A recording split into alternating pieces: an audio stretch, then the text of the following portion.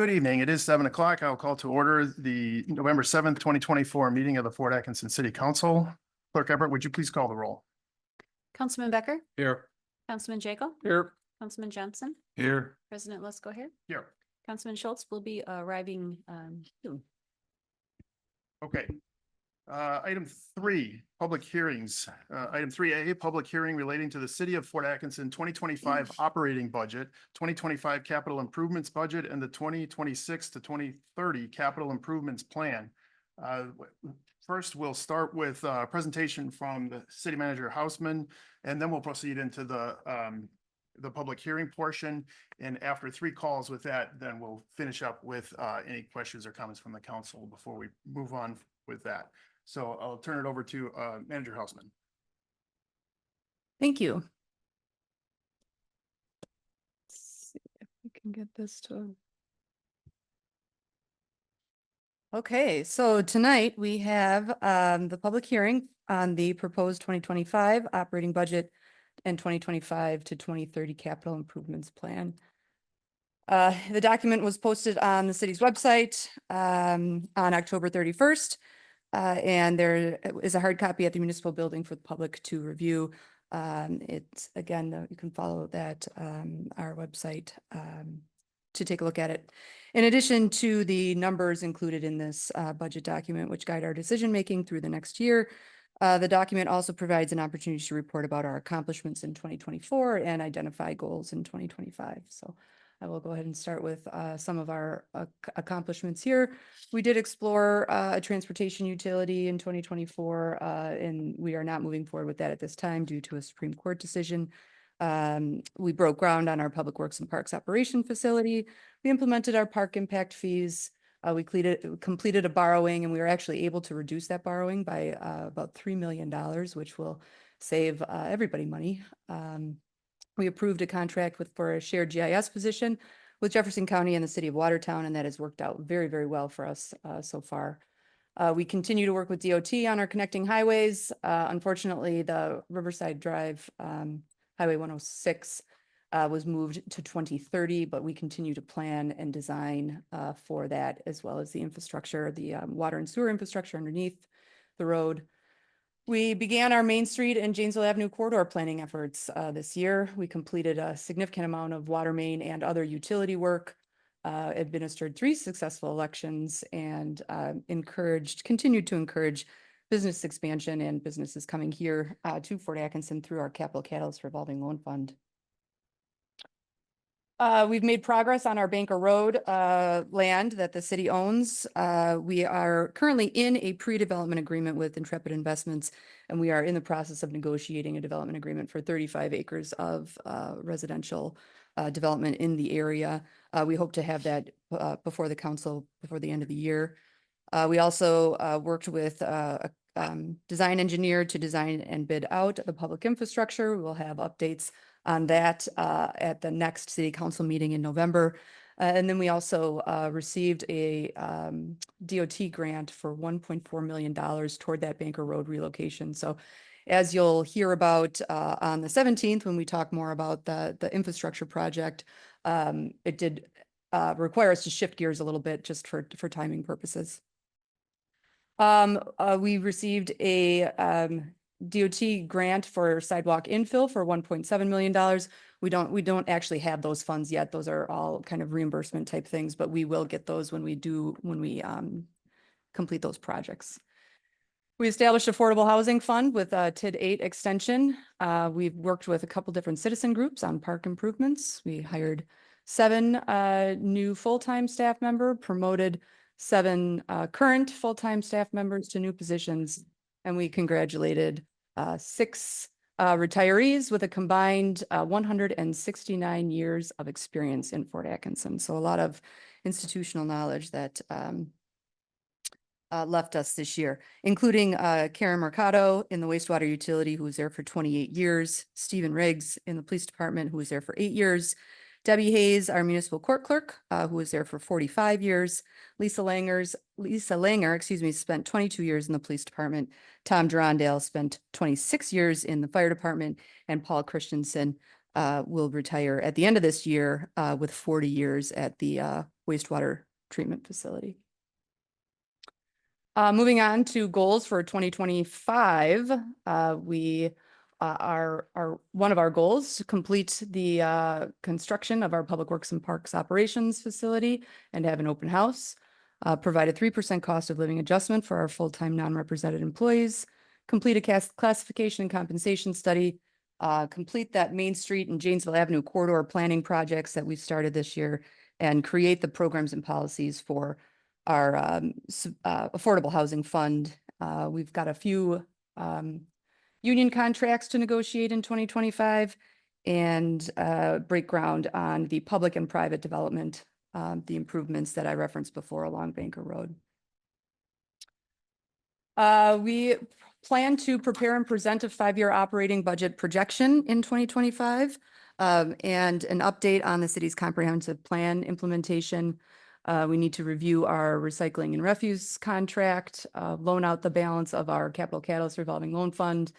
Our goal is to maintain our leadership position with JCEDC and Thrive ED, and continue to work with the League of Wisconsin Municipalities and the Department of Revenue on the Innovation Fund with the hope of being able to use that here locally. And we have negotiations for new fire and EMS contracts with our town partners as well. So we've got quite a bit to do in 2025. On to the draft operating budget. I'll move this out of the way if I can, so everybody can see the budget summary I will have on the next slide, but this slide shows the city's mill rate per $1,000 of assessed value over the last 10 years. You can see in 2024 that it will be $7.46 per thousand of assessed value. Our total tax levy for the 2025 budget is $9,710,109, or a 4.4% increase over the levy for the 2024 budget. Without our tax increment districts, it represents a 3.94% increase over 2024. We did not qualify for the expenditure restraint program in 2025 due to Act 12, but this budget does qualify for the 2026 payment. So we will have about $185,000-ish in 2026 based on this budget. The budget is within the levy limits imposed by the state.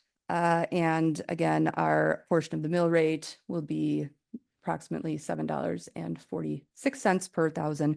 And that is an increase from $7.05 per thousand of assessed value in 2023 for the 2024 budget. Okay, we did see an increase in our equalized value, but we saw a decrease in our assessed value due to the removal of personal property from the tax base by the state in 2024.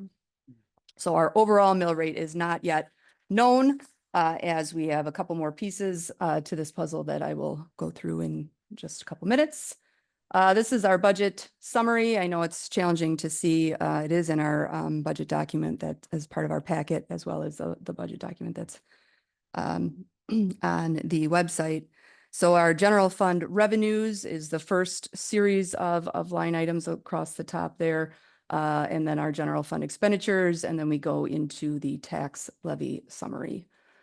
The general fund revenues and general fund expenditures increased 4.19% over last year. In taking a look at just the general fund revenues, we have $10,492,499.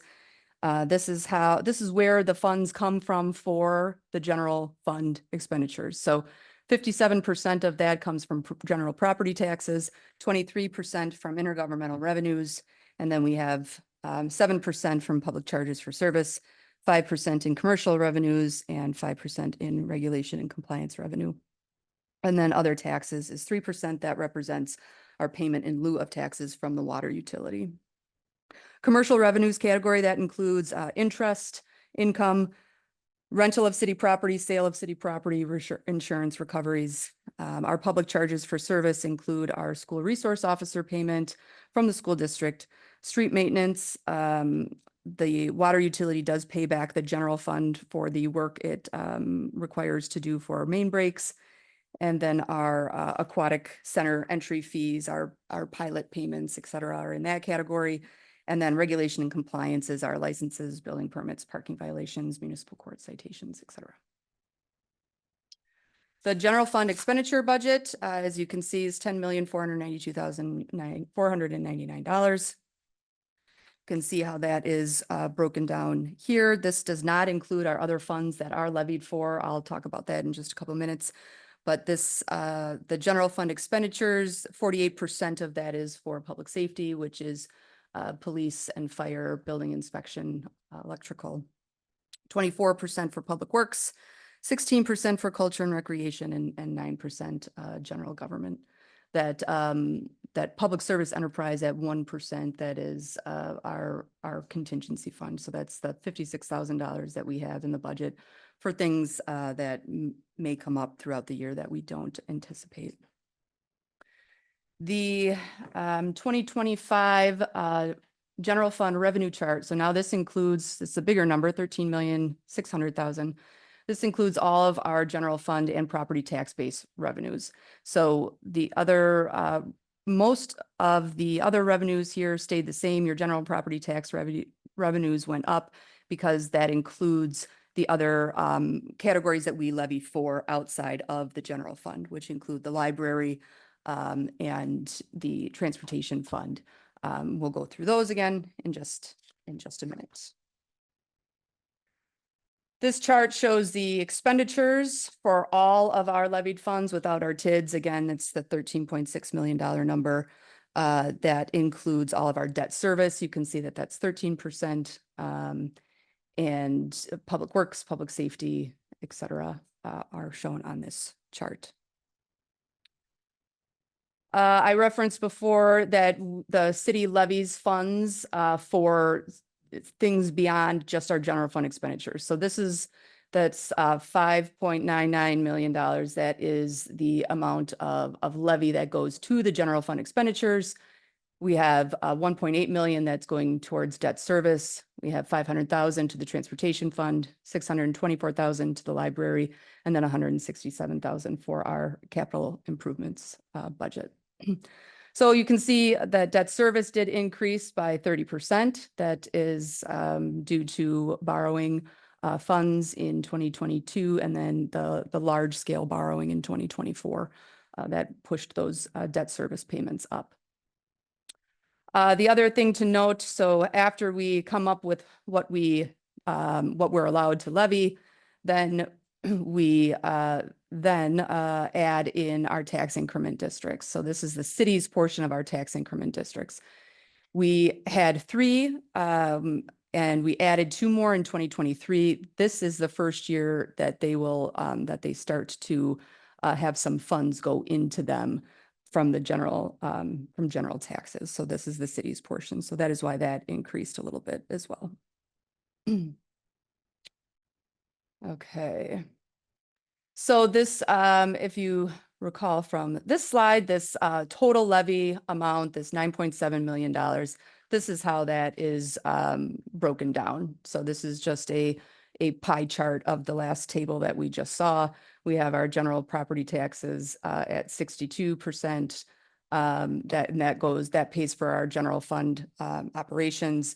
Then we have our debt service, transportation, library, capital improvements, and then our portion of the TID tax increment district increment. There have not been many changes since the October 9th workshop, but where this budget was first presented. A couple of the changes, the Boost Fort Atkinson, a business competition, we will have a presentation on that in a little bit here today. Our fee schedule, there were 2 fees that were recommended by the building inspector and zoning administrator that did not somehow make it into the last iteration of that fee schedule. So we did make that change. I wanted to make you aware of those. And then we did estimate the mill rate at that workshop to be roughly $7.22 per thousand, but as you can see, it's $7.46. And again, that is because I did not have the aggregate assessed value at the time of that meeting. So we did make an estimate. Okay, so the impact of this on the city's portion of the property taxes. I will just reiterate, this is the city's portion only. The Tech College and the school district have certified their levies, but the county has not yet. So I need all of those taxing jurisdictions to certify before I can come up with a mill rate for the entire city. But the difference in the city portion of the tax bill between 23 and 24 on a property valued at $200,000 would be approximately $80.93. Again, this is just the city's portion. The average assessed value of a single family dwelling in the city of Fort Atkinson is about $225,000. So the owner of a home at that value would be looking at roughly a $91 increase for the year.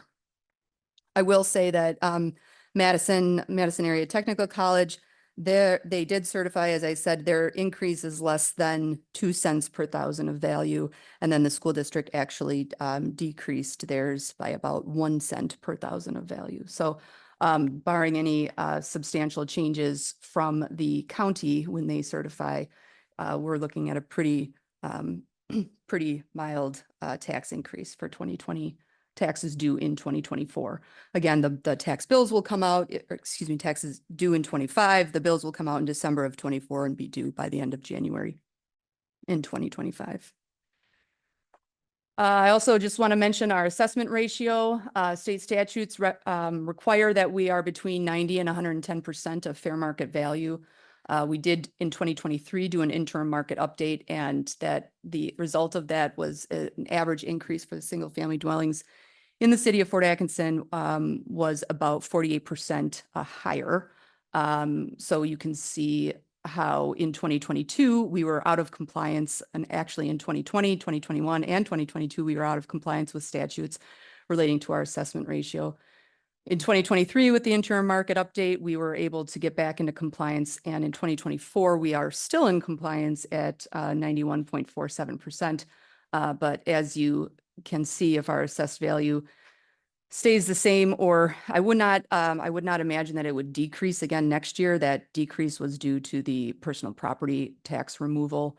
But our equalized value does continue to increase. And as that gap widens, then we come out of compliance with the state statutes. Okay, this is a list of our full-time employee table and how it's changed over the past few years. We have 99 full-time positions, one fewer than in 2024. We did adjust our dispatching schedule to go from 5 full-time dispatchers to 4.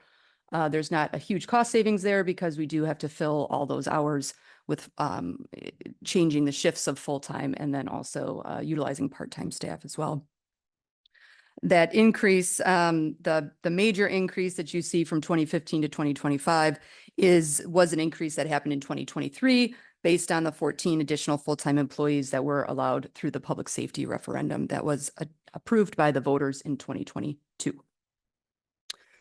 Just for some context here too, roughly $6.8 million is how much we spend in salaries for our employees and about $2.9 million in benefits. So almost $10 million in salary and benefits. And that's across multiple funds, obviously, because our full budget is only $10.5 million or so, but that's across all of our different funds. A total estimated expenditure across all of our different funds is about $28 million. So when we look at about $10 million into, it's about 34% of our total expenses are for staff and benefits. And if we broke that down a little bit further to just general fund and broke out just the general fund employees, it would be much a higher percentage. So, and the reason I bring that up is just to say that they are, our staff really is a very expensive item, but without staff, we can't provide services. And that's what and there is no cutting staff without cutting services, and it would be vice versa. So fortunately, we're not in a position to have to cut any at this point. I just wanted to give you some additional context. This slide shows our debt 2025 debt payment summary, you can see our total debt payments in 2025 is about $3.7 million. That's over on the left side there. And then it's broken down between all of these different funds. So we have some debt in wastewater, water, storm, our TID 6, TID 8, and interest, capitalized interest payments in TID 9. This is our general fund levy supported, so that $1.8 million number is the number that we saw on the tax levy summary a couple slides ago. This is a summary of our capital improvements budget. Total requested for 2025 is about $9.2 million. Total from borrowing, so we did borrow in 2024 for both 2024 and 2025. The total that we're spending from that borrowing for 2025 projects is about $5.2 million. And you can see the rest of those. ARPA is at $90,000 for capital improvements. The CARES Act, those are funds from the state for our airport. And then we have the library trust and our utilities as well.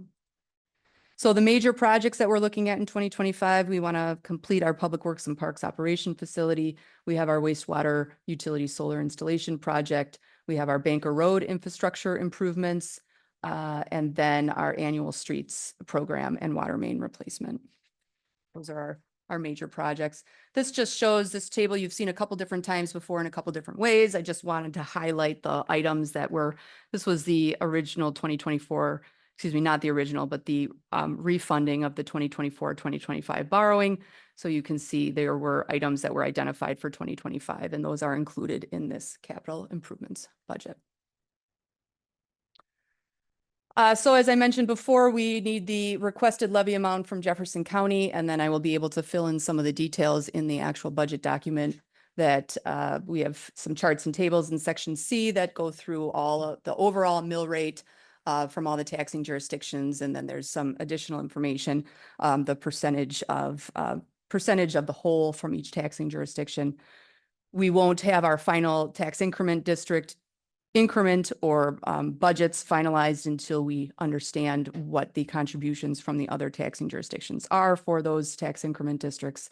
There will likely be some general editing and cleanup of the budget document, and then and just our remaining budget schedule. So we have our public hearing here tonight, and then in 2 weeks from last Tuesday, on the 19th, we'll have the presentation of the budget and hopefully adoption by the city council. That is all I have. Council President, it's time, if you'd like to, you can open the public hearing, and I'm happy to answer any questions from council after the public hearing.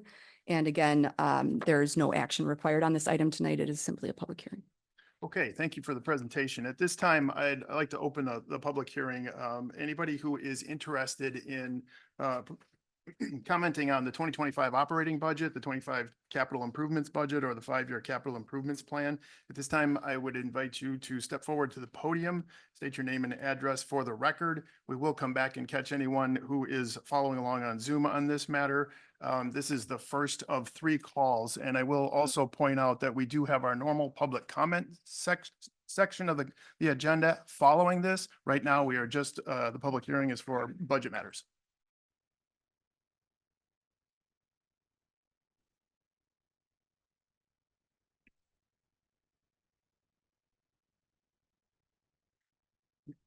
Go ahead. Good evening. I am John Donahue, residing at 1550 Ravine Street, Fort Atkinson, Wisconsin. October 22nd, I wrote a letter to the editor of the Daily Union and Fort Atkinson Online. I offered credit where credit is due regarding the Fort Atkinson budget workshop that was held October 9th. And again, I repeat that recognition. As I stated, that meeting clearly demonstrated the competence and esprit of our city staff and had shown a positive side of local government that often is not expressed. I had mentioned in my letter that the city council should consider accommodating much earlier input into the budget cycle And again, I urge that there should be more public conversation, greater participatory budget input, or other forms of earlier collaboration between city staff and citizenry via citizen task force, town halls, and so forth. And this should begin even before the cycle starts in July. I would also like to mention that there should be more explicit cross-reference between the budget and the comprehensive plan, and I think that was pointed out by Manager Hausman in her presentation tonight. The City of Eau Claire, for example, requires that all budget requests specifically reference the parts of the comprehensive plan that those requests satisfy. Generally speaking, the more that strategic goals and objectives served by the budget request are tied back to the comprehensive plan, the more likely that those requests are to be understood by the taxpayers as part of the city's broader business plan. Thank you. Thank you for your comments. This is the second call for anyone interested in providing comments on the budget. Please state your name and address for the Hi. record. Ron Martin, 409 Natick Drive, Fort Atkinson. The presentation goes by so fast that it's very difficult to absorb all of it. I was furiously taking notes, but one thing stood out to me. The debt service expected in 2025 is 1.8 million roughly. And that's 30% increase over 2024. I know there's been a large amount of borrowing to build the new public works facility. I would just ask if a little more definition could be put around the debt service and why there's a 30% increase over this current year. I also, and I think that I probably asked this at the last budget public hearing. Very simple question. I don't know, maybe it's not so simple. Is there one area in the budget proposed for 2025 that has been reduced from this current year's budget? And I guess my answer probably is you reduce the number of dispatchers from 5 to 4, but you said there wasn't much of any cost savings that would result in that. So again, I ask, and this isn't necessarily something that I need an answer for right now, because you'll probably have to dig into it and figure out if there is an answer to this. But the continual increases in the tax levies, the terrible economy we have, the crushing inflation, and all of this that, families in Fort Atkinson and all across the country are having to deal with, it's a great burden to put on the taxpayers. And if you might think that a 4.4% increase in the tax levy is minimal and reasonable.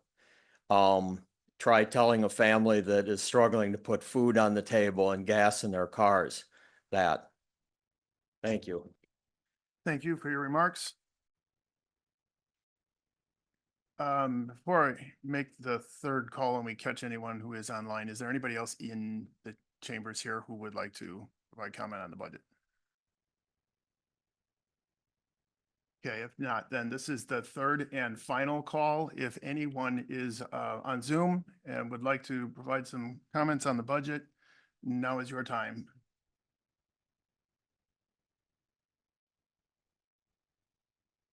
Okay, I don't hear any. And we will close the public hearing. Thank you for your feedback. At this time, if there are any council members who have any questions or general comments, I invite you to provide that now. Knowing full well that we have approval of the budget on the November 19th agenda.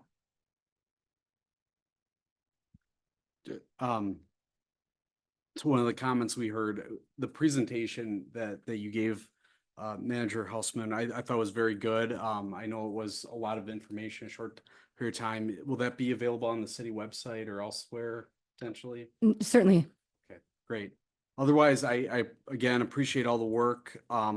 I've seen in my time on the council how the budget document has greatly evolved, and I appreciate the work that's gone in to make it much more of a narrative versus just being a presentation of a ledger, and that's very much appreciated. And again, I would encourage anybody to take a look at that in your free time and review that. I think it's extremely well done and very informative.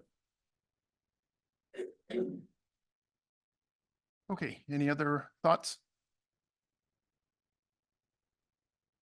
Not, all right, we'll revisit this on November 19th. Thank you all.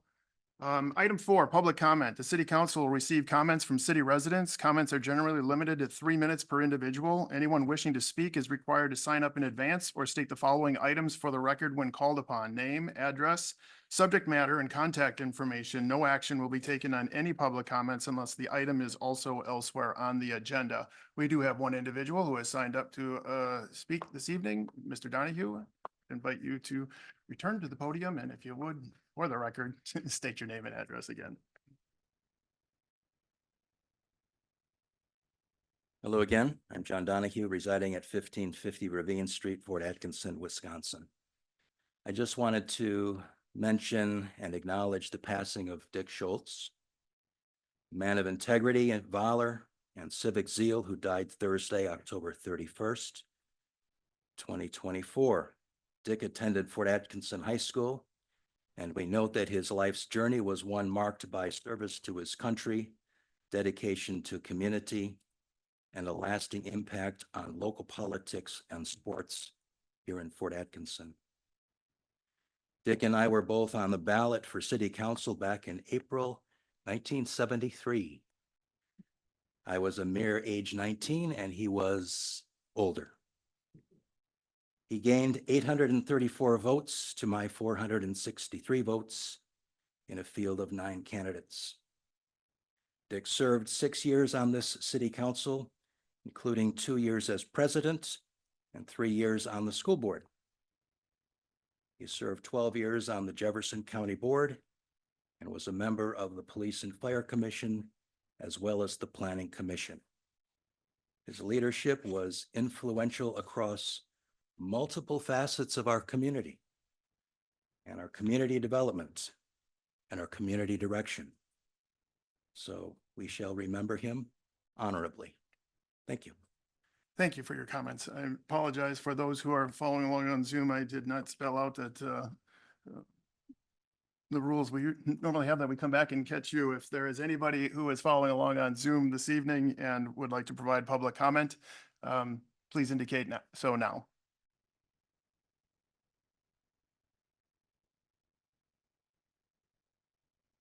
All right, I do not see any. Public comment is closed. Thank you for your input. Item 5, consent agenda. The consent agenda outlined below is hereby presented for action by the city council. Items may be removed from the consent agenda on the request of any one council member. Items not removed may be adopted by one action without debate. Removed items may be taken up either immediately after the consent agenda or placed later on the agenda at the discretion of the council president. We move to approve the consent agenda as listed, items 5A through 5F. Second. We have a motion and a second to approve the consent agenda. Any questions or discussion?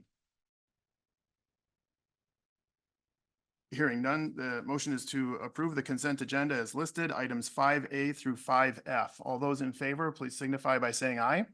Aye. Any opposed? Motion is approved. Petitions, requests, and communications, item 6A, ATV UTV ordinance 6-month review per section 95-160 of the municipal code. Police Chief Bump. Hello, everyone. Through the ordinance process that authorizes ATV use in the city, came a request for the police department to provide a 6-month snapshot of enforcement that has occurred during that first initial 6 months. I provided a memo that was included in your packet, that shows just kind of a quick little snapshot of what has occurred, at least for my records, through the police department. All the data provided in the memo is from our Pro Phoenix CAD and RMS system. So when an officer initiates a complaint, or when they are sent on a complaint, it gets recorded in the system. What we did is we had to set up some new criteria so we could capture data related to ATV, UTVs, because it's not something local law enforcement typically does. It's more of a DNR function. So the data is as good as we can get it with the systems that we have in place. I also provided a snapshot of January through the end of March, just as a placeholder. So we're actually comparing some data. But, there wasn't a lot to grab. So at the beginning of the year, before the ordinance was passed, we had no enforcement actions taken related to ATV, UTVs. And then for the last 6 months, we had 0 accidents, 21 warnings issued by officers for violations. I actually went back and looked at the data, and I missed one. We actually had 4 citations. So I'll update that if we have to do another 6 months. And then 3 in the other category. And that's just kind of like services rendered or ATV related case where the officer helped somebody. So there was 3 cases for that. So that's the data. It's fairly simple. But if you have any questions about anything, you did ask me to bring this to you, so I'm here as a resource. Any questions for the chief? Chief, do you happen to know like the warnings and citations, what they were kind of generally for, or? Yeah, it's a variation of traffic violations, DNR related violations that are specific to ATV, UTVs. Like not having their safety permit with them, or not having the safety class that they're required to take. Lighting violations, registration violations, operating after hours are some of the violations. Driving without a suspended driver's license was one of the citations. So it's a variety of different things, but typically it's a traffic violation or a actual violation of the ordinance that was in place. Okay. Nothing like real major violations. We didn't have any OWI arrests in the 6 months, which I would say is probably one of the more severe ones that we would run into for a violation. Okay. So, none of those. Just minor traffic violations. Traffic in other words. violations, registration, equipment, yeah, stuff like that. Okay. Did we have any for like, say, reckless driving where someone got too much spirit and of any shape or form? Yeah, one of the Is that- citations is for some reckless behavior with an ATV within one of our city parks. Off of the roadway, on the grass, and on the ball field. Well, I, for one, I just want to express, I appreciate this report and gathering of the data, and I understand, as you pointed out in your memo, it is something that your officers have had to gain additional training on and additional focus on, and I don't take that commitment lightly, but I'm glad to hear that overall, like you pointed out, we haven't had any accidents, we haven't had any injuries, thankfully, so far, and that's good to know. Yeah, I think we're fortunate that we don't have that. Okay, any other questions for the chief? Seeing none? Okay, no action is required on this. Thank you for the update. Thank you. Item Okay. 6B, Can I just add one thing? Go ahead. I just want to remind people that this is a privilege that us as a council has authorized the community. So, I appreciate that people are trying to keep up the good behavior, and let's keep it going so we don't have to revoke this privilege. all right, thanks. And anything else? All right. Item 6B, UW Whitewater Enactus presentation relating to Boost Fort Atkinson, a business competition. Okay, I would like to introduce Choten Basu with with UW Whitewater, and he will, if I can, it's always the challenge. Okay. He's got some slides to go through, so I would please introduce yourself and your folks that are here with you tonight. If you don't mind, can you just tell me when to move on to the next slide? Is that, okay, thank you. So this is Ryan. He's one of our seniors for this project. I think he's got a handout for you, which might be helpful. I've got a couple for the group too, and I can. I've got 4 other people in the back too. So my name is Chotan Basu. I'm a professor at UW Whitewater. I've been there for about 24 years. About the same time, I've lived in Fort Atkinson. I happen to be from Fort. So I appreciate the comments on Dick Schultz, he's a good friend. Really appreciate that. Good man. So why we are here is, and I just want to check with you. Thank you for including us in the agenda. How long do I have? Because I can change my presentation based on that. Sure. Maybe about 5 to 7 minutes and then a couple of minutes for questions from the council. Okay, so then it'll have to be pretty rapid fire because I prepared for about 20-minute presentation, but that's okay. So before we begin, that's what the first slide says is, what I want to tell you is this student group that Ryan's wearing a shirt called Enactus. I'll introduce that in just a second here. We are social entrepreneurs. So we work in the university. I've led this group for the last 16 years. We've been very successful. And since we were flying through the presentation, we actually have been national champions about 4 years ago. It's a very, very tough competition. You represent United States against 36 other countries. So we did that, and I'll have a few slides there on that. This happens to be one of the projects we're working on this year. We worked on it last year with Whitewater, this year working with 4 communities, and we're hoping Fort's going to be one of them. This is not a pitch to you. What it's about is to tell you about the project. At the end of it, if you like it, you can adopt it and we'll run it for you. If not, no problem, correct? And by the way, I'm happy to see high school students here because I'd love for them to hear this. Okay, so next slide.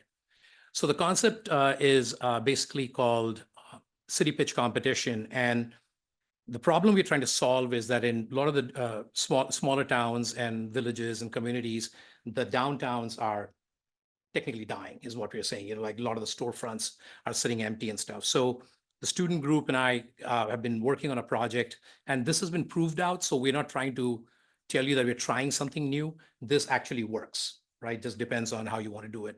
So I'm going to walk you through that pretty quickly. So next slide. I'm going to move through this pretty quickly. We can keep going.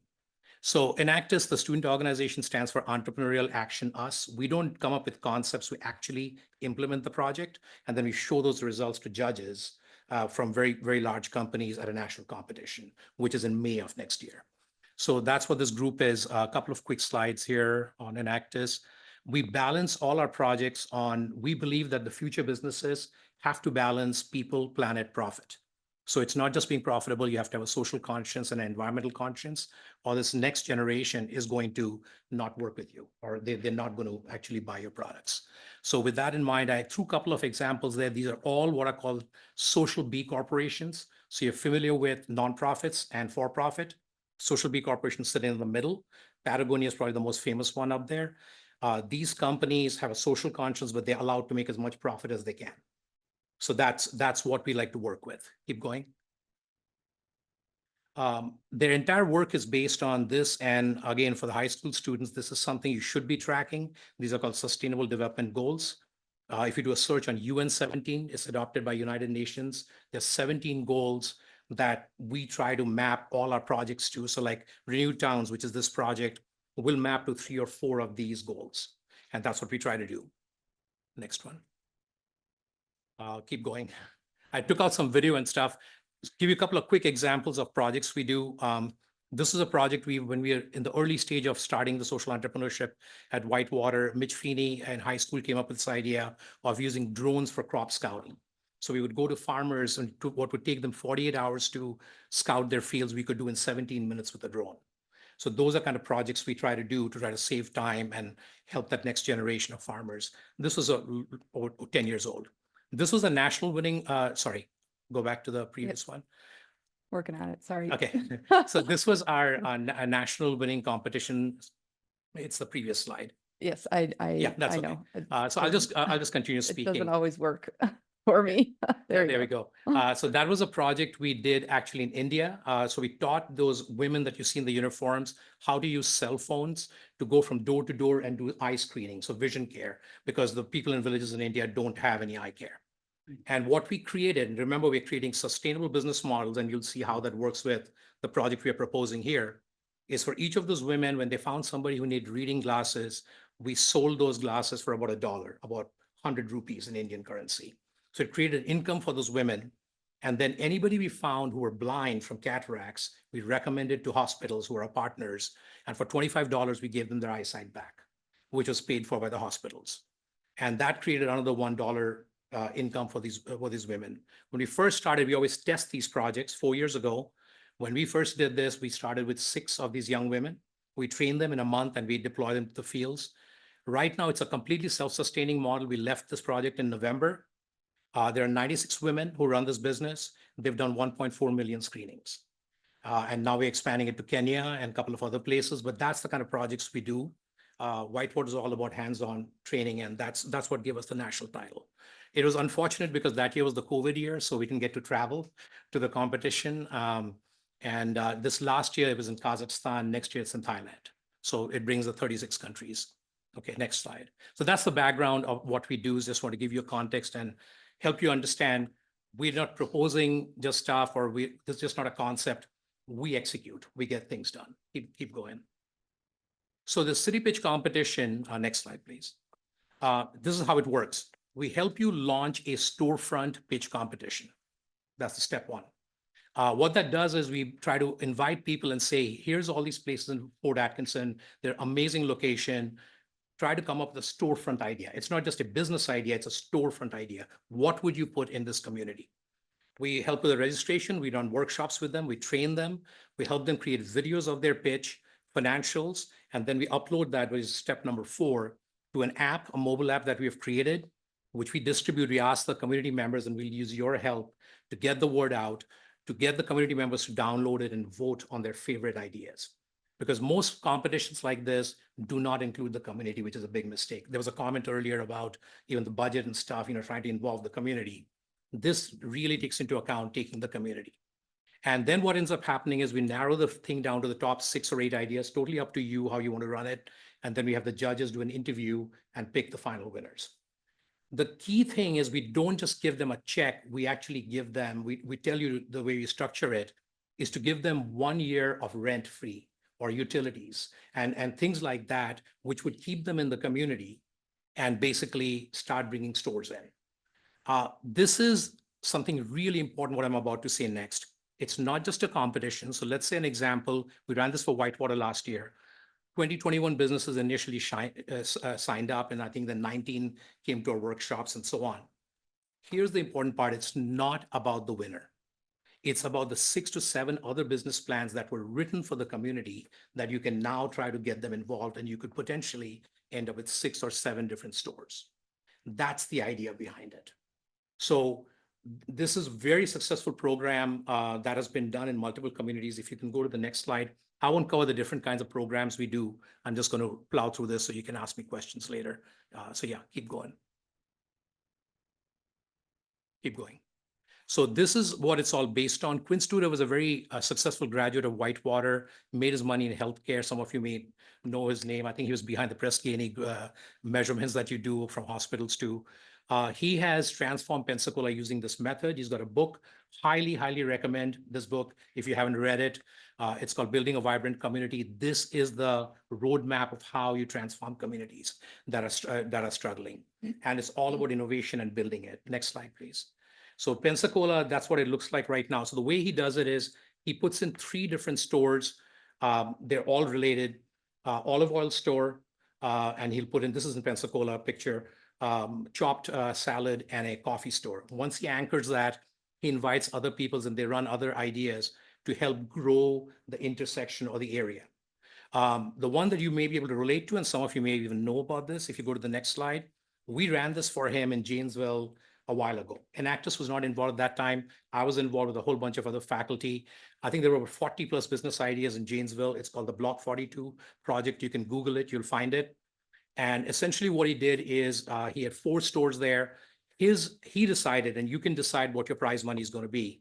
3 of those were, again, his stores, the ones that I said before. He put that in Janesville. The 4th one, he gave 1 year's free rent, renovation, and 50% free rent in second year. And I think it was like a package of $40,000 package. And I think they ended up with 40 plus business things. I personally worked with, I think, about 8 or 9. And the mistake I feel they made at that time, and that was a learning curve for us, is they used only judges. They didn't get the community input. And that's why we included that this time. The other thing which I think was a missed opportunity was all those other 40 business plans that did not win, but had written business plans for Janesville. Would have been a massive impact if they would have been able to use, loan funds or any other funds to kind of get those going. Please keep going. We ran this in South Bend also in minority business stuff. That's the first time we tested the app. Keep going. And then we ran it for Whitewater last year. I would give that a solid, from my book, a B, in terms of there were a lot of things we learn about that. One example would be the eligibility criteria that you set up as a city is absolutely essential. So for example, Whitewater did a big, kind of takeaway. They allowed existing businesses and new businesses to compete together, which they realized was not a good mix, right? Because the existing businesses had mailing lists that they could contact and say, vote for us on the app, right? So we ended up getting a very successful thing. Go to the next slide, please. Those are like the workshops. We can keep going. And that's what some of the workshop looks like. But that picture is the picture from the app. It's a very simple app. You download it. You can see the video and the pictures which the students help the businesses create. And all you do is you look at the videos. Once you like it, you slide it on a scale of 1 to 10. It helps you narrow down the list of businesses so the judges can focus on the core businesses that the community likes. We had over 1,200 accounts created by the time we shut it off, over 3,000 votes. That'll give you an idea. About 10% of the population of Whitewater was involved. So very successful. This is what our timeline, typically the phases that look like. So right now we're in the early stage of milestone 1. We're trying to do the buy-in, trying to figure out if you have the funding to do it. If you give us the go ahead, then we start executing on the rest, right? So if you go to the next slide and the next slide, we'll just move through this pretty quickly. So I want to show you something. Yeah, keep going. Okay, this one. So this is currently our timeline that we are planning to execute. So we'd love to get the communities to make a decision by end of November. That would be the ideal situation. If it slips into December, early December, that's okay. But if it starts getting later than that, we probably have to pass on it for this year because we just can't, we won't be able to help you execute it.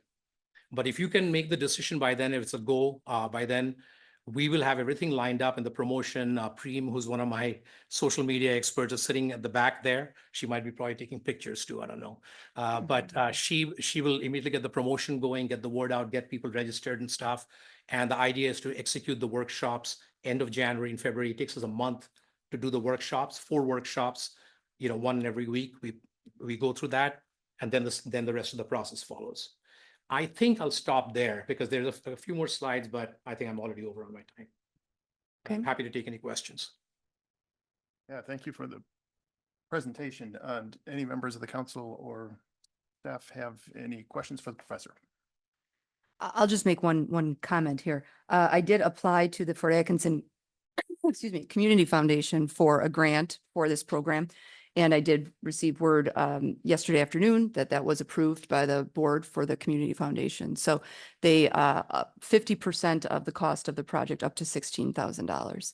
And as I believe I mentioned in a previous budget discussion, that we were looking at some fund balance of Fund 8, which is our lodging cityscape. It's where our room tax goes, the city's portion of the room tax. We have a little bit of fund balance in there from funds that haven't been spent for specifically those types of purposes that support tourism. This is a purpose that would support tourism. So it is included in the 2025 budget with funding through 50% of the funding through the Community Foundation up to $16,000. And then the rest of the money is included in Fund 8. For the 2025 budget, but it is fund balance. So if we did have to make any sort of payments prior to 2025 for this, we would be able to do that. I just want to make a quick comment, if you don't mind. We've been meeting, we actually have started working with the chamber also, and they're extremely interested in this project. And we've met with a couple of the landlords who have some of the spots open downtown. Happy to meet with even more to tell them about the program. There is a significant amount of interest. And by the way, the way you can really craft the dollars is to work with the landlords, and they might say, I will not take rent for a year. Right? So suddenly that money that you have now got can be used for other purposes, renovation. It suddenly goes longer. So we've seen many variations of this, correct? Where landlords are willing to take 50% rent or just say, you know, I'm willing to forego that. So I think that if the community doesn't get behind this, it does not work. You can't run this in isolation.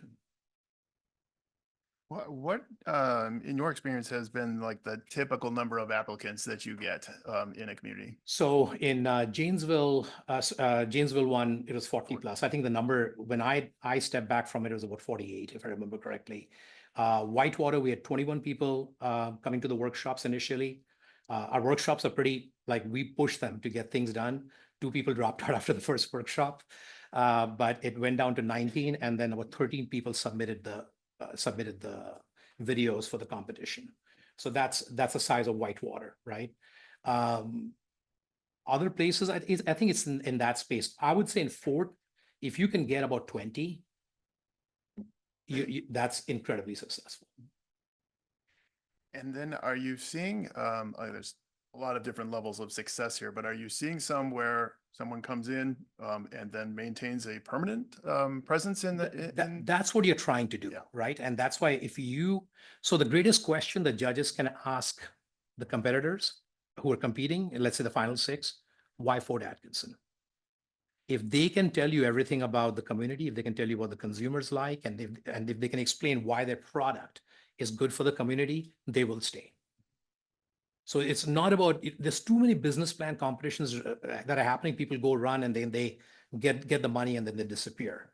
But this is designed that if you win and you put it in the community, that's where it's successful. You can't write it for some other community and try to transfer it to Fort without understanding it. Mhm. So that's why it's designed to do exactly that. Okay, any other questions? Like, one question I have, I think it sounds like a fantastic program. I think it's very exciting. Would this be strictly for Main Street? Would it focus on the entire downtown area in general? I mean, what area of the community So would the this? easiest answer is your decision, because we let you, we're totally agnostic in terms of how you want to structure it. My suggestion is if you can actually start casting a wider net, it has a much bigger impact. Right? That makes sense. Yeah. One thing that's a good thing, we don't have as many vacancies downtown as we used to. That's definitely a good thing. So I'm just kind of thinking we only have so Sure. many spaces on Main Street to yeah. fill up. So Yeah. casting a wide net sounds great. Yeah, I think it's like the eligibility criteria. That's one of the first documents. The moment you say we are doing this, we give you a version that we have and we tell you modify it. All right, modify it and decide. You could even run it as a 2-part competition where it's for existing businesses and for new ones. The ones that he's trying to talk about, bringing people into the community, right? That's kind of what the power of this is. I think, I don't know, Ryan, anything else you want to add? Or Yeah, I think there's something to say with especially the app participation. You get to see not just your own community get excited about it, but you also get to see the surrounding communities, because the app isn't like geo-locked or anything like that. I mean, it could be if that's what you so chose, but it's not about bringing your own town downtown. It's about bringing other communities downtown as well, and seeing the whole community thrive instead of just one business. the success of the program is sustainability of, so it's not just a one-off, you want to actually do it next year. And that's why I was excited about the high school students, because what we want to do is to actually then hand this over to you as a community. I happen to live here, so I think I can keep helping a little bit, but we would love to see high school students, business teachers and stuff take this and run with it, because it would have been executed once. Yeah, and as a piece of advice from a senior, soon to be graduate, I said it 100 times this last year that I've been working on City Pitch. I'm running the program, so I've been very involved, but I've learned anything more than I could ever imagine, more than any classes could teach me, anything like that. So getting high schoolers involved, getting just community members involved can just provide a wealth of education, just for anyone that does participate. Okay, any final questions? If not, thank you for the presentation. Intriguing concept. Okay, thank you. Thank you.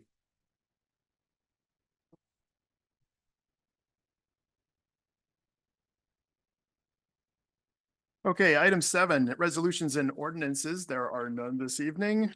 Reports of officers, boards, and committees. Item 8A, city managers report. Manager Houseman. Thank you.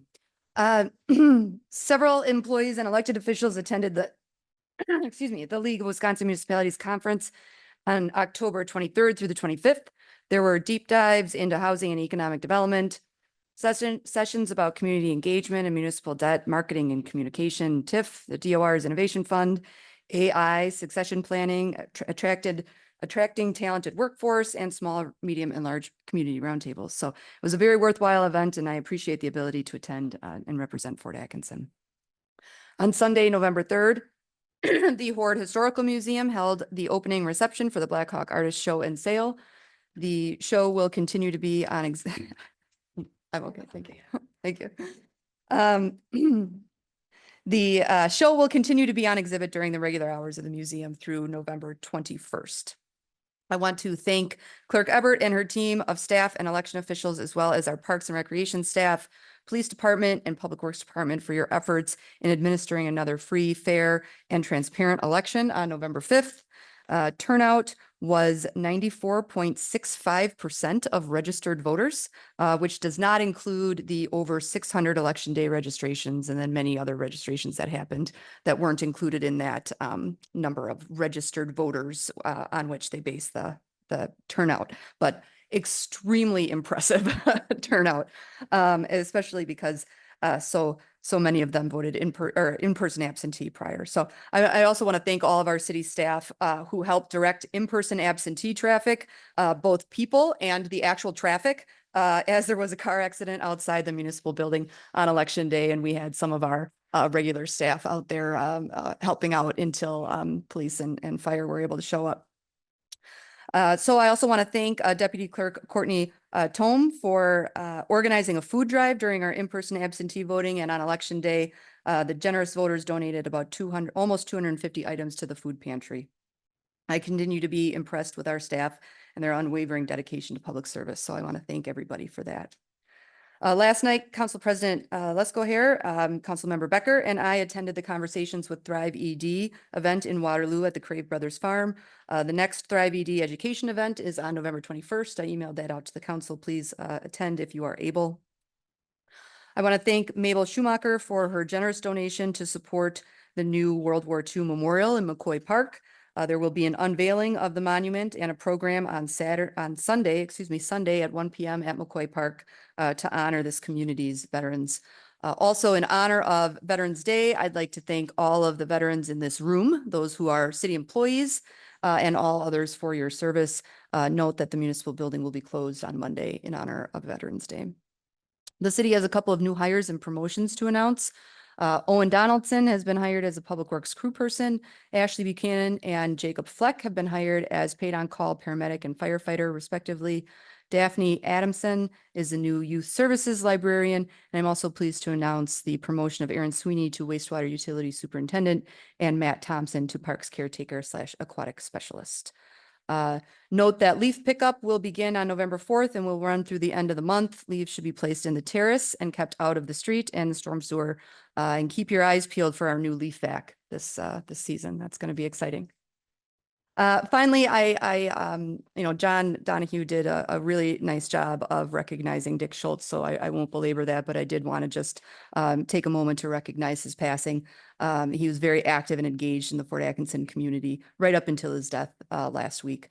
And he was a military veteran, a Rotarian, a coach, a city council member, a school board member, a county board member, and many other leadership roles in local nonprofits. So he made a difference in this community, and he'll be remembered fondly.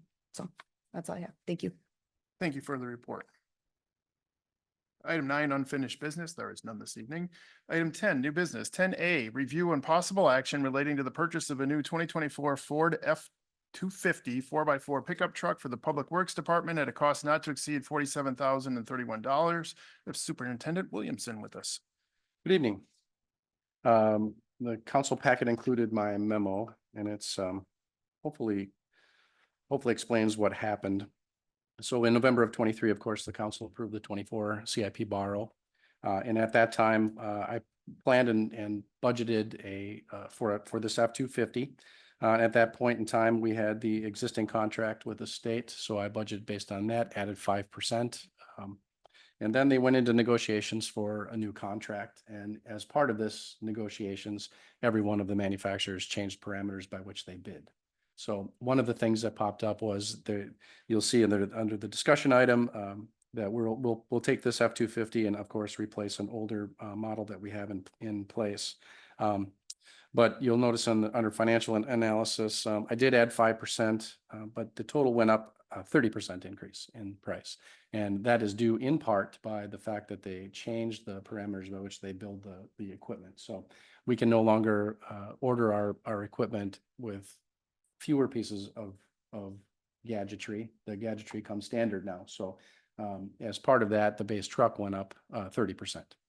So this change came, of course, as a bit of a shock to me, but I've worked pretty diligently trying to figure out a way to work around it. Unfortunately, it's just not possible. So again, the department did account for this shift in pricing for future budgeting, but the funds for 2024 were borrowed at $38,500. And again, $47,000 is the bid for this year. I worked with the city finance manager, Ebert, and went through the process. So funding for this purchase is available under the 2024-25 capital borrow and current, and this is borrowing as a result of existing savings in the planned 2024 purchases. The earned interest income, of course, on the current unspent borrowed funds is available, and staff has confirmed that these funds are all available and the offset unanticipated increase and will offset the unanticipated increase of the contract cost of $8,531. So staff is recommending approval of the purchase of the 2024 F-250 pickup truck at a cost not to exceed $47,031 from Ewald Hartford Ford to be paid for using funds from the 24-25 capital improvement borrowing. Is there any questions that I can answer for you? It is worth noting, it is replacing it would 1990 replace a 22-year-old It truck. does, So we yeah. take good care of our vehicles. Yeah, and that truck incidentally will stay in service and push an even older truck completely out of service, but this one is currently on our roster to be replaced, so. How Okay. early is this truck available? It was not like It's- ordering squad cars 2 years in advance. No, this truck is actually, it has a VIN number, it's under build and it should be arriving here shortly. Is it diesel? No, it is, Gas? it's a gas. Mhm. Mhm. We've gotten away from diesel in our smaller vehicles just due to the cost of DEF and maintenance costs on those. The gasoline fuel is cheaper for us to maintain those trucks for as Oh. long as we keep them. What I know about trucks and what they go for the Joe average on the street, that's a heck of a good price. Yeah, It's personally, yes, discounted to it's a city, fantastic, huh? but again, it was unanticipated, so I needed to bring that forward. Tom, I was just curious, and I'm not advocating for or against this. I know Yep. recently one of our other departments bought a EV Mhm. truck, and I was Mhm. just wondering if that was considered at all, or would that not have been adequate for what you needed it for? Yeah, so that was an initial conversation that Andy and I had when the water department was looking at the lightnings. The problem with the lighting for us is payload capacity. So we put lifts on the back. So we put a Tommy Gate lift on the back of those service trucks. And that allows us to load and unload things like manhole covers, rims and brick and all of those pieces of thing that goes out to the service sites. And those lifts are somewhere between 300 and 500 pounds. With a 1,000 pound payload capacity, I burn up half of that payload by putting the lift on the back of the truck. We really need to see 3,000, 4,000 pound payload in order to accommodate the lift.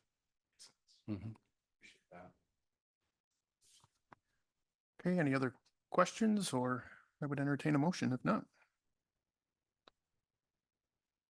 I'll move to approve the purchase of a new 2024 Ford F-250 4x4 pickup truck for the Public Works Department at a cost not to exceed $47,031 from Ewald Hartford Ford. Second, We have a motion and a second to approve the purchase. Any further discussion?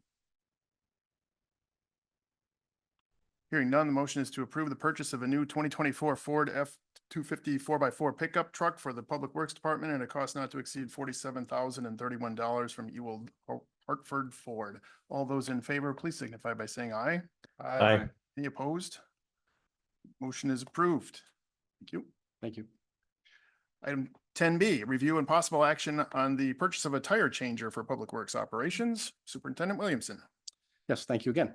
So this is a piece of equipment that we use almost daily. We service all the vehicles within the city, and part of that process is replacing the tires. Police and fire will attest that we replace tires very frequently in that particular area, but also for us. So of the 100 vehicles we service, we see at least half of those every year for tire replacement. So there's a big investment we have in tire replacement. The machine that we have right now, our existing tire changer, is a 2007, I believe.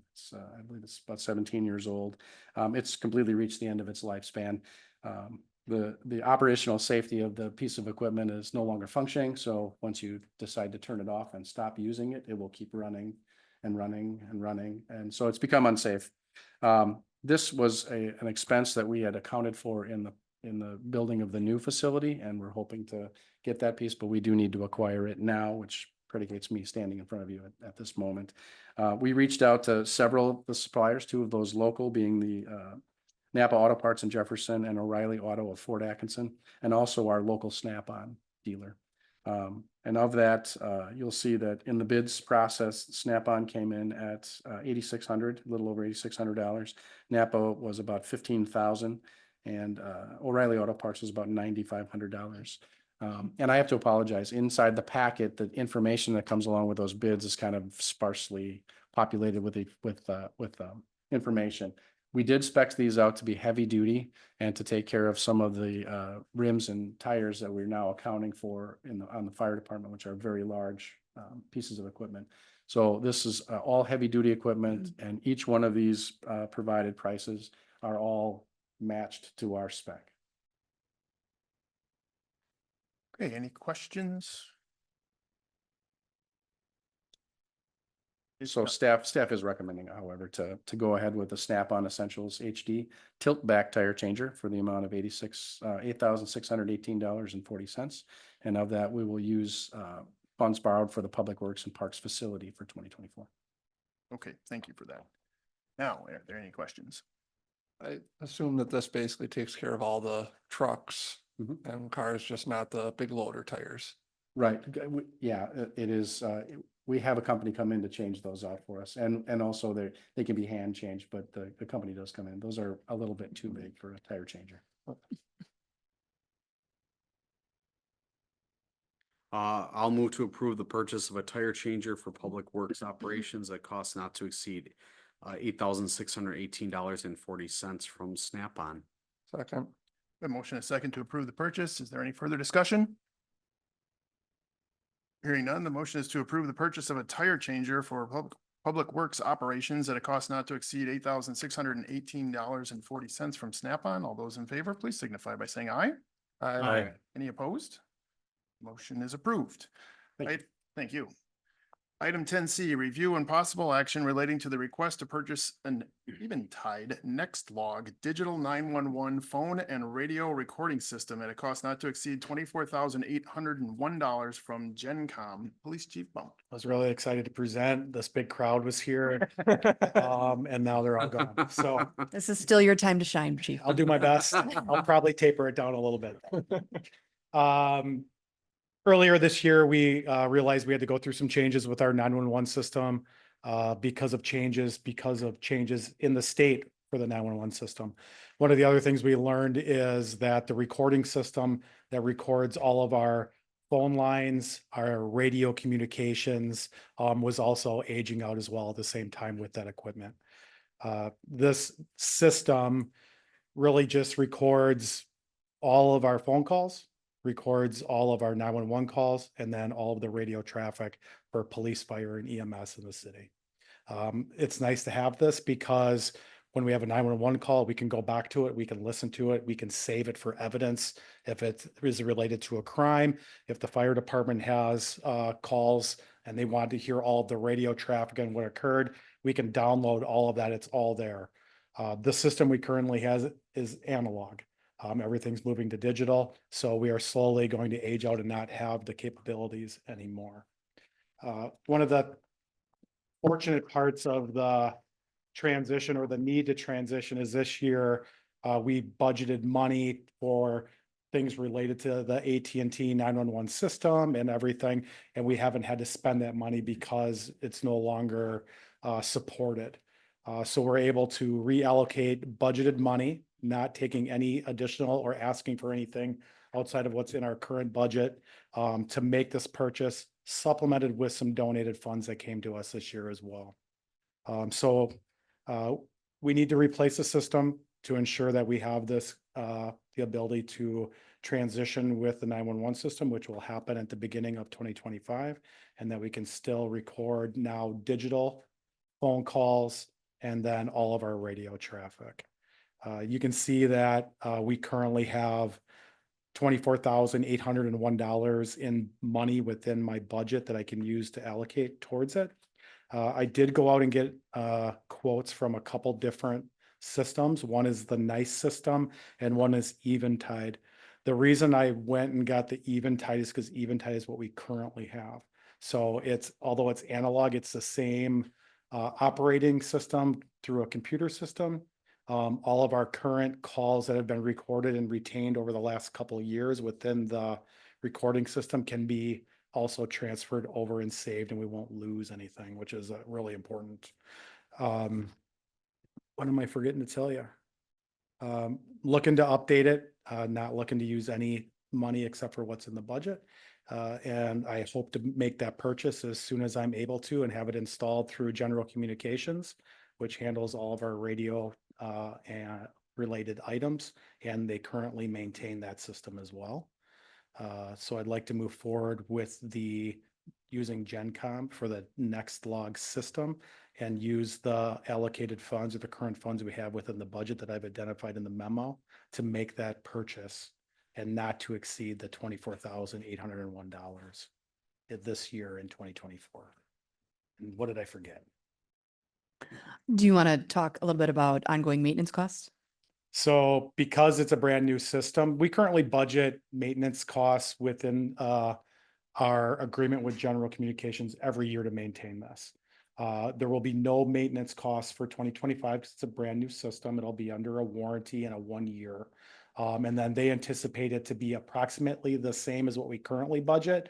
But they always acknowledge there's about a 2 to 4% increase every year to that maintenance agreement, which includes everything: our radio, our repeater, our portables, our mobile radios, the recording system, everything in dispatch. It all comes on that one big maintenance agreement. So we anticipate about $2,400, maybe a little bit more in 2026 budget, but we will see a decrease in the 2025 budget for that maintenance agreement in the account that it comes out of, which is my 5211-0900 is the line item. So we're not seeing any really new fees or costs associated with it. It's something we already maintain and budget for every single year and have since 2017. Okay, any questions for the chief? A question. So how, as calls comes in, they get recorded, right? Is this system more of a software system? I noticed on the budget or, within the quotes, there is some physical components of this. It's computer based. It goes into the basement into one of our towers, and it looks like a computer box, and it's all that's where all the memory is and where everything's recorded. And then we can access it from every authorized desktop in the building. So all the command staff, we have a link to go into it, and we can archive, access, save, pull out, share audio files or individual transmissions from that. How long are those saved indefinitely or? So I think it's like a 2 terabit, so they fall off after like a year or two. But we can go back pretty far. But if it's something important, we pull it off right away. Duplicate it and save it within a case file if it's for like an investigation. But yeah, they stay there for a long period of time, but not indefinitely. Have you ever noticed or needed a need for additional like memory capacity, but like 2 terabytes that's pretty cheap. Like Yeah, from, no, we haven't. The memory or the storage capacity is more than enough to have a really long excess so we can go back in time. Okay. So it is actually really quite a bit. You look at it today's, you're like, is that really enough? But it's just audio files. There's no video or anything, so you can save quite a bit more. Okay. Any other questions? I'll move to approve the purchase of an Eventide Nextlog digital 911 phone and radio recording system at a cost not to exceed $24,801 from GenCom. Second. A motion and a second to approve the purchase. Any discussion? Hearing none, the motion is to approve the purchase of an Eventide Nextlog digital 911 phone and radio recording system at a cost not to exceed $24,801 from GenCom. All those in favor, please signify by saying aye. Aye. Any opposed? Motion is approved. Thank you, Chief. And also if you would extend our gratitude to the donors that helped make that possible. I definitely will. Thank you for your help. All right, claims, appropriations, and contract payments. Item 11A, a review and possible action relating to the verified claims presented by the Director of Finance and authorization of payment. I move to approve the verified claims as presented. Second. Motion and a second to approve the claims. Any discussion? Hearing none, the motion is to approve the verified claims as presented. This is a roll call vote. Councilman Becker, Aye. Councilman Jekyll, Aye. Councilman Johnson, Aye. Councilman Schultz, Aye. President Lisco here. Aye, motion is approved unanimously. Closed session, we have two items. I'll read them both first, and we can take one joint motion on those. Item 12A, the city council may consider a motion to convene in closed session pursuant to state statute section 19.851E to conduct other specified business where competitive or bargaining reasons require a closed session. Refuse and recycling service contract review. Item 12B is the city council may remain in closed session pursuant to state statute 19.851E to deliberate or negotiate the purchasing of public properties where competitive or bargaining reasons require a closed session. I move to convene in a closed session pursuant to state statute section 19.851E to conduct other specified business where competitive or bargaining reasons require a closed session and stay in closed session to deliberate or negotiate the purchasing of public properties where competitive or bargaining reasons require a closed session. Second.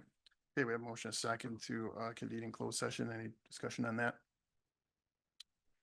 Hearing none, the motion is to convene in closed session pursuant to state statutes section 19.851E to conduct other specified business where competitive or bargaining reasons require a closed session and stay in closed session to deliberate or negotiate the repurchasing of public properties where competitive or bargaining reasons require a closed session. All those in favor, please signify by saying aye.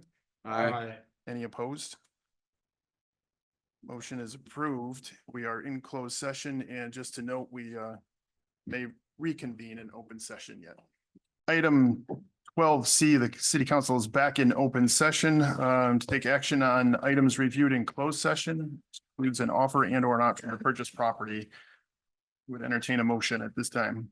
I'll move to approve the offer to purchase lots 12 and 13 in the Clement Business Park from Wisconsin Development Partners LLC for $323,700. Second. A motion and a second to approve the offer to purchase. Any discussion? Hearing none, the motion is to approve the offer to purchase lots 12 and 13 in the Clement Business Park from Wisconsin Development Partners LLC for $323,700. All those in favor, please signify by saying aye. Aye. Any opposed? Motion is approved. We have one more motion if somebody would. I'd move to approve the option to purchase lot 1 in Clement Business Park from Wisconsin Development Partners LLC for $335,700 if exercised by October 31st, 2025. Second. Motion a second to approve the option to purchase. Any discussion? Motion is to approve the option to purchase Lot 1 in the Clement Business Park from Wisconsin Development Partners LLC for $5,000 and $335,700 if exercised by October 31st, 2025. All those in favor, please signify by saying aye. Aye. Any opposed? Motion is approved. Item 13, adjournment. Move to adjourn. Second. Motion is second to adjourn. All those in favor, please signify by saying aye. Aye. Any opposed? We are adjourned. Thank you, everyone.